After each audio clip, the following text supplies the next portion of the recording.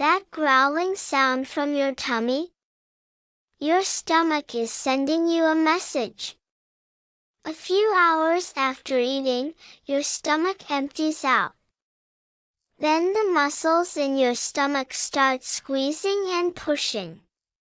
Squish, squish, squish. All that squeezing pushes leftover air and liquid around inside. The air gurgles through the hollow tubes. That's the rumbly growl you hear.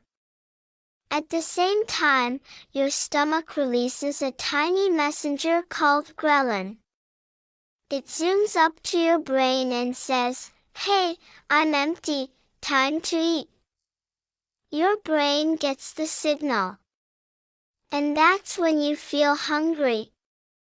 Your growling stomach and your brain are actually working together as a team.